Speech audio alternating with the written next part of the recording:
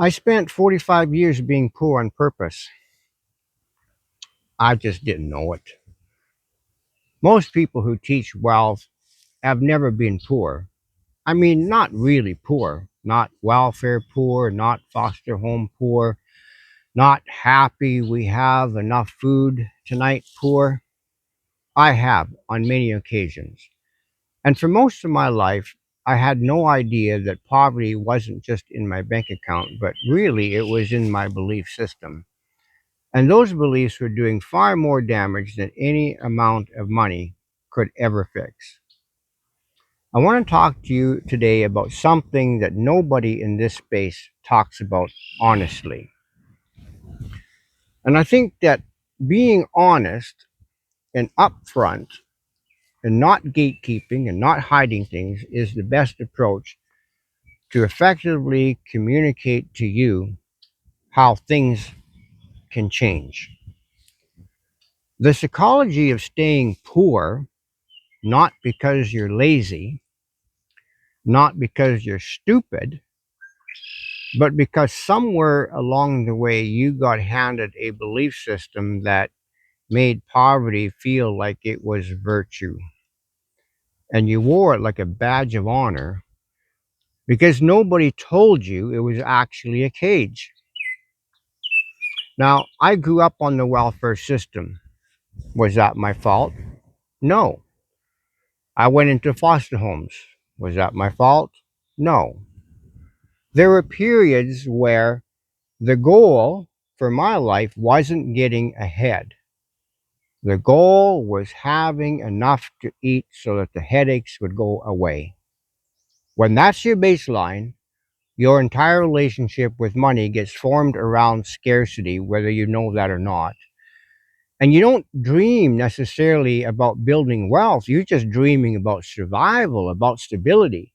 And stability feels so far away that you stop dreaming at all.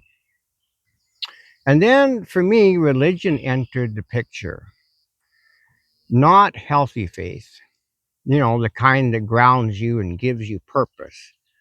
I mean, the cult adjacent theology that spiritualized poverty. Put the kingdom first. Yes, that's biblical. Sacrifice is holy. That might have some benefits. Wealth is worldly. Not. Rich people are manipulative. Rich people are thieves. Rich people have sold something that they shouldn't have sold to get where they are. And if you just stay humble, stay faithful, stay content with what you have, God will provide. And there is no question in my life that God did provide. But the question is, would God have provided more if my thinking would have been different and my purpose would have been different? That is something to meditate on. I believed that. I taught it. I was a pastor. And the coolest part of this story is that I was delivering a message that kept good people exactly where they were while calling it wisdom. Well, the real truth of the matter is that, yes, I was a pastor of three different churches, and we occasionally talked about money and wealth, but then I was pastoring the kinds of churches where the same type of people were attending that church, and so we all sort of had the same idea. Rich people, for the most part, can't be trusted and they're dishonest. And that is part of the problem. And I'm going to address this. What that belief system actually costs, I think, is important. Not in theory, but in real life. It costs you the dentist visit you keep putting off because you tell yourself it is not that important right now, or you choose at the dentist because you've gone in there because you have some pain or whatever to maybe extract the tooth instead of getting a filling because in your mind you think that the dentist is trying to taking advantage of you, and so the cheaper option is just to pull the tooth. It costs you the moment that your spouse looks at you not with anger, but with a quiet exhaustion that is worse than anger. The unspoken question of, is this all there is? And I can tell you that my wife asked me on more than one occasion, well, how come they can have all of this? And how come they have a nice car? And how come they have nice clothes? And how come they get to go on all of these vacations and holidays? And my answer was usually the same. Well, because we're putting the kingdom first, and that's more important. And so your relationship, without even realizing it, you struggle because your marriage can't survive the financial suffocation that we're going through. Not because love wasn't there. I deeply love my wife. But because dignity requires more than love can carry alone. Maybe it costs you years of knee trouble or some other disaster physically in your life. And the answer is to just push through because you can't afford to stop. You got to keep working. You got to keep bringing the money in. It costs you the employer who steals your wages, and you choose peace over a legal battle because fighting back costs money that you do not have. And oh, yes, lawyers. There's another layer there. They feel like another version of the same predator class that has always taken from people like you. And so if you don't trust rich people, then you're not going to go to a lawyer, right? It costs you the multi-level marketing that promised you a way out and took the last margin of money that you had and the one after that. And because you were desperate for a ladder and someone hands you one, you climb it before you check to see if it's leaning against anything that is real or solid. It costs you your children watching you struggle and learning without a single word being spoken. That is what life is. This is what people like us get. How many times did I say to my kids, what? You think money just grows on trees? What? I suppose you want me to hand everything to you on a silver platter? Or maybe you would prefer a gold platter. You see, if your attitude toward finances is like that, then what are you communicating to your children? What are you communicating to yourself? Why would you change if you believe that money and wealth is totally evil? I'm not telling you this for sympathy. I am telling you this because I know you know exactly what I'm talking about. Maybe not every detail because we're all different, but the feeling that no matter how hard you work and no matter how faithful you are, no matter how many times you try a new approach, the financial ceiling just stays there, just out of reach, always struggling. And you start to wonder if the ceiling is real or if it is you. Well, I can tell you it is not you. It is the belief system under everything that you do, and you can change that. The financial thermostat is a subject I want to talk to you about right now. There is a concept in psychology called the financial thermostat. The idea that every person has an internal set point around money, a level that feels normal. And no matter how much comes in or goes out, you find a way back to that set point. You probably have heard about the person who has won the lottery only to be bankrupt 5 years later. Well, how did that happen? Well, they returned to their set point, and in this case, maybe below the set point. Win some money, spend it, take risks, get a raise, expand your lifestyle, inherit something, lose it, spend it quickly. The thermostat pulls you back because the thermostat is not about money. It is about identity. It is about what you believe that you deserve. And so when your thermostat was set in a foster home like mine, or maybe some other poor situation, when it was calibrated by a theology that made sacrifice holy and abundant suspect, when every model of wealth you ever saw was framed as corrupt or lucky or dishonest, your thermostat is set really low. And it will stay low until you change what you believe about what you deserve. And if you want to test it, the next time the government writes you a check for $200 or $1,000 or $2,000 for whatever the thing is, or all of a sudden you come into extra money, what you do with that money tells you and me both exactly where your thermostat is at. And I'm willing to wager a bet, not really, but you know what I'm saying, that when you get that money, all of a sudden, two things are going to happen. If you're really responsible, you're going to run out and pay some bills that you were delinquent on. Or you're going to go out and buy that brand new 55-inch smart TV, aren't you? Or maybe it's a Game Boy or something of that nature. You have to spend the money because your thermostat says, I'm not used to having money. I have to get rid of it. Here's a noble idea. How about taking some of that money and investing it?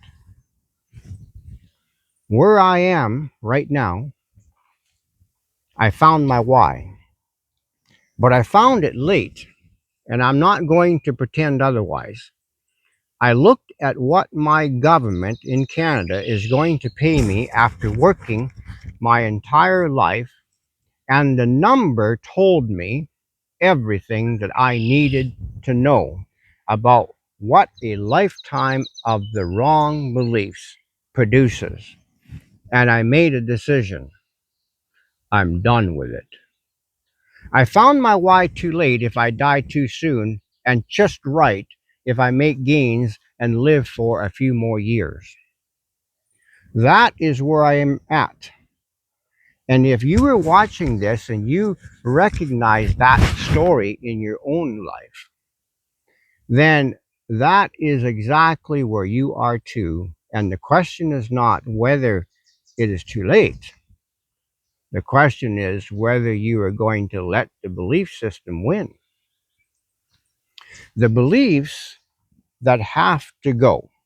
And this is important because here is what I have learned in the past 9 months of actually studying wealth psychology and applying it rather than just surviving. The beliefs change before money changes. Always. Every single time. The external results are just the last thing to move. The first thing that moves is the story you tell yourself about what is possible and what you deserve.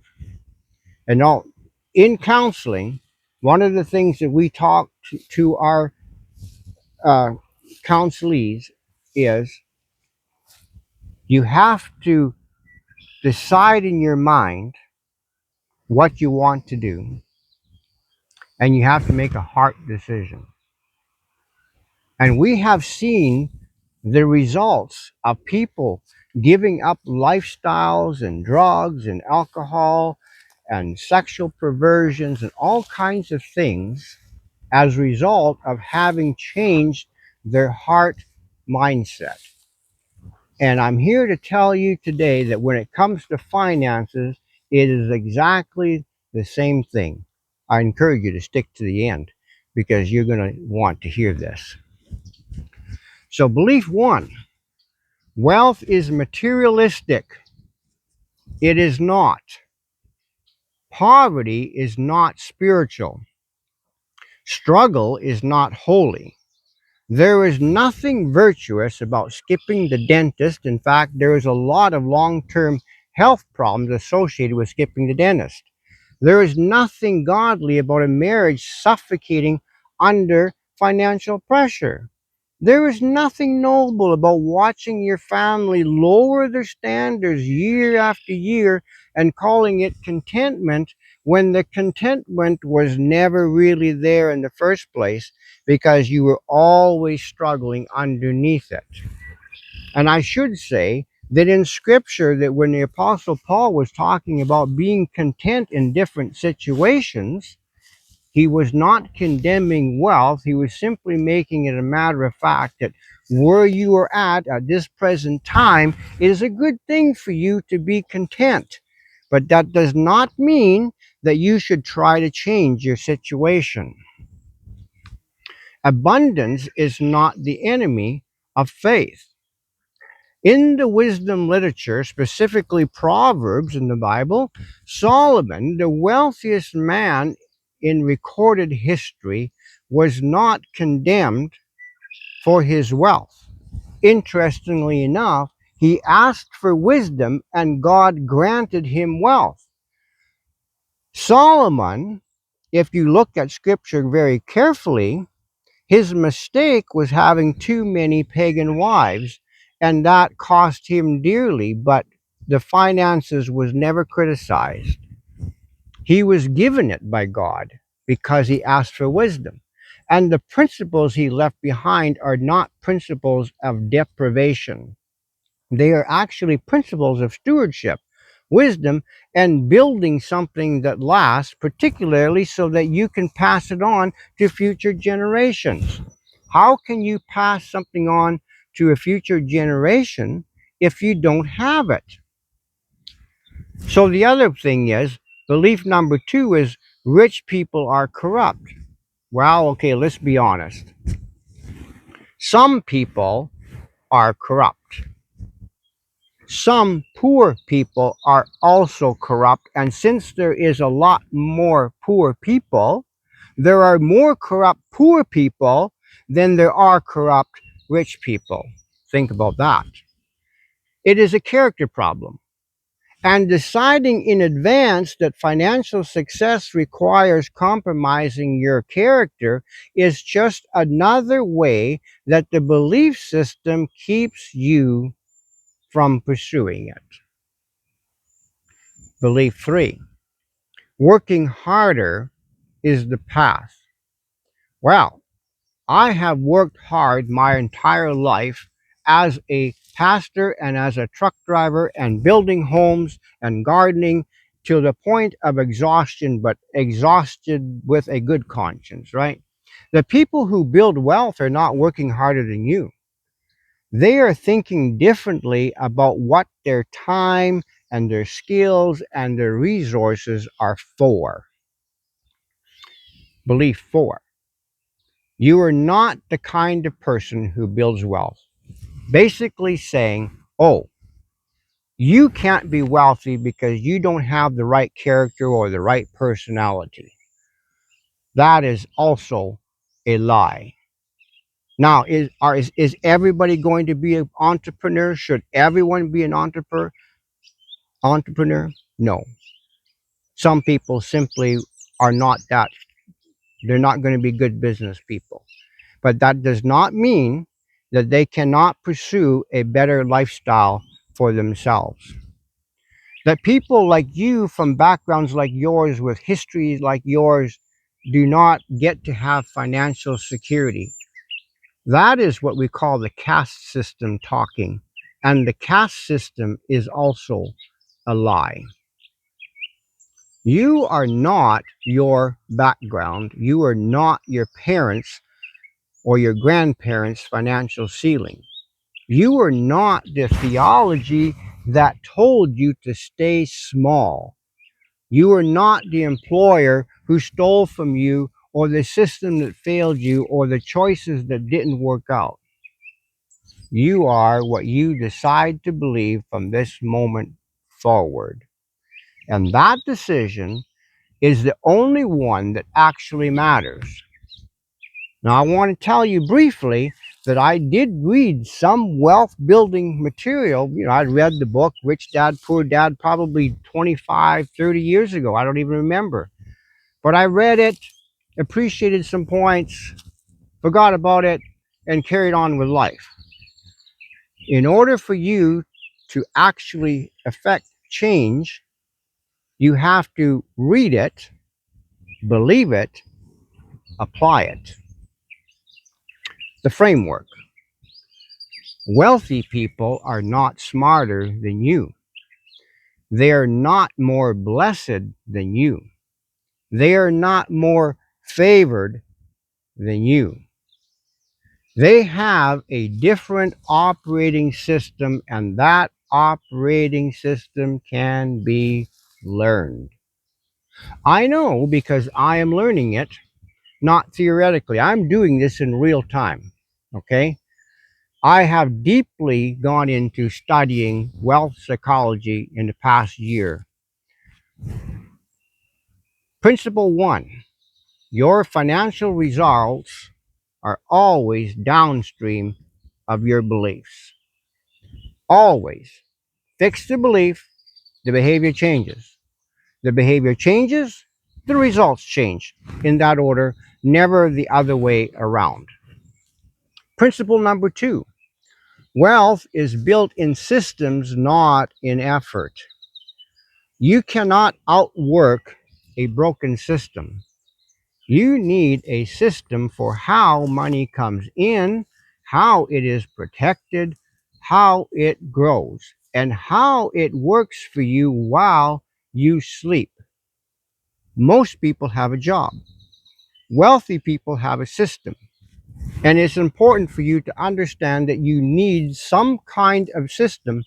And I'm here to tell you right now that saving is not the system. You might start with saving, but you need to invest. Principle three, your environment is programming you whether you choose it or not. The people you hang out with, the people you work with, the people you spend time with, and the content that you consume, the conversations that you have, all of it is calibrating your financial thermostat up or down every single day. You do not rise to your goals, you fall to your environment. So, this is very important. You need to change the environment and you need to hang out with people that are like minded in their thinking. Principle four, time is the asset that most people waste trying to save money. Spending 3 hours to save $20 is not thrifty. It is a poverty mindset dressed up as responsibility. Your time has a value, and it's important you start treating it that way. Principle five, you must give yourself permission to want more. Yeah, you really do.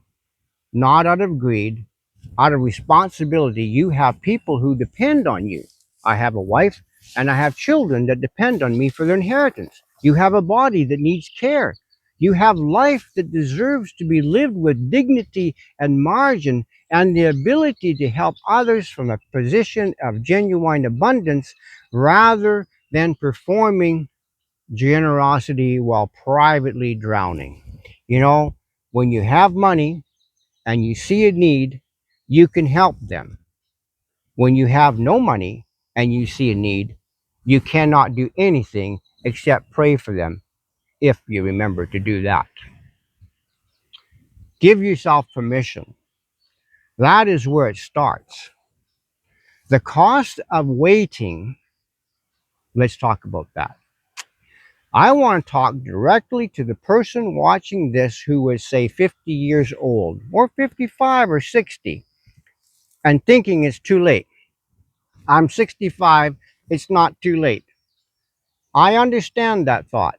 I lived inside it for years, and I want to show you something that's changed how I see it.